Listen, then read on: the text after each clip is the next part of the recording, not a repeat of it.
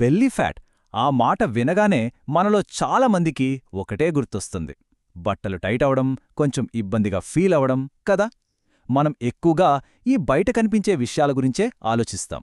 కానీ ఈ కనిపించే సమస్య వెనక మనకు తెలియకుండా మన శరీరం లోపల ఒక పెద్ద ప్రమాదం పొంచి ఉందంటే నమ్ముతారా? అవును, ఈరోజు మనం ఆ దాగి ఉన్న ప్రమాదం గురించే మాట్లాడుకోబోతున్నాం. అవును, అసలు పాయింట్ ఇదే. మనం చూస్తున్నా, ఫీలవుతున్న ఆ పొట్ట దగ్గర కొవ్వు వెనక ఓ కనిపించని శత్రువు దాగి ఉన్నాడు. మన ఆరోగ్యాన్ని లోపలి నుంచి దెబ్బతీస్తున్నాడు. అసలేంటా శత్రువు, దాన్ని ఎలా ఎదుర్కోవాలి అనే విషయాల్లోకి ఇప్పుడు వెళ్దాం. ముందుగా మనం ఒక ముఖ్యమైన విషయం తెలుసుకోవాలి. మన పొట్ట దగ్గరుండే కొవ్వంతా ఒకే రకమైనది కాదు. ఇందులో 2 రకాలున్నాయి. మొదటిది సబ్క్యుటేనియస్ ఫ్యాట్, అంటే సింపుల్గా మన చర్మం కింద ఉండేది, మనం ఇలా చేత్తో పట్టుకోగలిగేది అనమాట. మన శరీరంలో ఉండే మొత్తం కొవ్వులో సుమారు 90% ఇదే. ఇక రెండోది విసరల్ ఫ్యాట్, అస్సలు విలనితనే. ఇది కంటికి కనపడదు, మన కడుపు లోపల, మన కాలేయం, ప్రేగుల లాంటి ముఖ్యమైన అవయవాల చుట్టూ పేరుకుపోతుంది. ఇప్పుడు చూడండి, ఈ విసరల్ ఫ్యాట్ అనేది ఊరికే ఒకచోట కూర్చోదు. అదో యాక్టివ్ ఆర్గాన్ లాంటిది. అంటే ఒక ప్రత్యేక అవయవంలా పనిచేస్తుంది. ఇది నిరంతరం కొన్ని హానికరమైన రసాయనాలను విడుదల చేస్తూ ఉంటుంది. ఇవి మన శరీరంలో వాపును, అంటే ఇన్ఫ్లమేషన్ను ప్రేరేపిస్తాయి. దీనివల్ల మన కాలేయం నేరుగా ప్రమాదంలో పడుతుంది. సో ఇక్కడ అసలు పాయింట్ ఏంటంటే, ఈ విసరల్ ఫ్యాట్ వల్ల వచ్చే ఇన్ఫ్లమేషన్ మన శరీరం ఇన్సులిన్ను సరిగ్గా వాడుకోకుండా అడ్డుపడుతుంది. దీన్నే మనం ఇన్సులిన్ రెసిస్టెన్స్ అని అంటాం. ఇది టైప్ 2 డయాబెటీస్కి దారితీసే మొదటి మెట్టు. అంతేకాదండోయ్, ఈ దీర్ఘకాలిక వాపు గుండె జబ్బులు, ఇతర సీరియస్ హెల్త్ ప్రాబ్లమ్స్కి కూడా కారణమవుతుంది. అంటే ఇది కేవలం బరువు సమస్య కాదు, అంతకుమించి చాలా పెద్దది. ఇక ఈ విసరల్ ఫ్యాట్ వల్ల అత్యంత ప్రమాదంలో పడే మన శరీరంలోని అవయవం ఏదైనా ఉందంటే అది మన కాలేయమే. దీనివల్లే ఫ్యాటీ లివర్ వ్యాధి అనే ఒక సైలెంట్ డేంజర్ మనల్ని వెంటాడుతుంది. అసలేంటిది ఇప్పుడు చూద్దాం. దీనిని కొత్తగా ఎంఎస్ఎల్డి, పాతగా ఎన్ఏఎఫ్ఎల్డి అని పిలుస్తారు.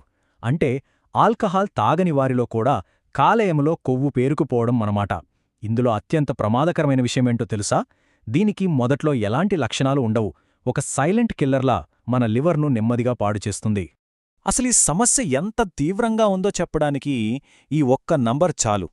ప్రపంచ జనాభాలో ఆలోచించండి, ఏకంగా 20-30% మంది ఫ్యాటీ లివర్ సమస్యతో బాధపడుతున్నారట.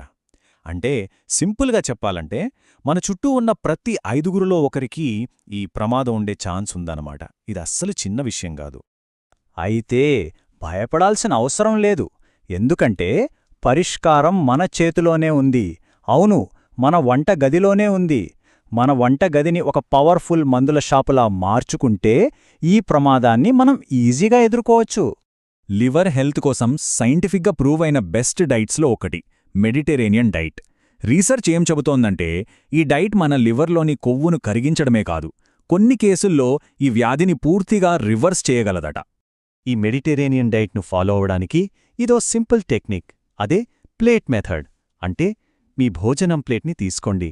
అందులో సగం భాగాన్ని ఆకుకూరలు, కీరదోస, బ్రాకోలీ లాంటి కూరగాయలతో నింపాలి.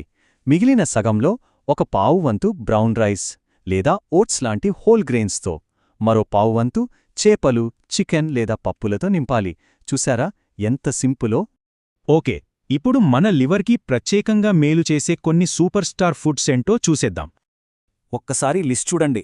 కాఫీ, ఒమేగా-3 ఫ్యాటీ యాసిడ్లు దండిగా ఉండే సాల్మన్ చేప, నట్స్, ఆలివ్ ఆయిల్, యాంటీఆక్సిడెంట్స్ నిండిన బెర్రీస్, బ్రొకోలీ, ఇవన్నీ మన లివర్ను కాపాడే సైనికుల్లా పనిచేస్తాయన్నమాట.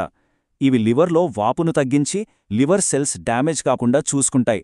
ముఖ్యంగా నట్స్ గురించి చెప్పాలంటే, ఒక రీసెర్చ్లో ఏం తేలిందంటే, రోజూ కాస్త నట్స్ తినేవారిలో ఫ్యాటీ లివర్ వ్యాధి వచ్చే రిస్క్ చాలా వరకు తగ్గుతుందట. సో ఇది చాలా సింపుల్ అండ్ పవర్ఫుల్ హ్యాబిట్. ఇక కాఫీ లవర్స్కి ఇది నిజంగా ఒక గుడ్ న్యూస్.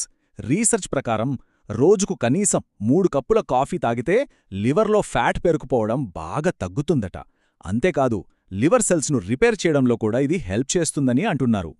సరే, ఇప్పటిదాకా మనం మాట్లాడుకున్నదంతా గుర్తుపెట్టుకోవడానికి ఇదొక సింపుల్ చీట్ షీట్.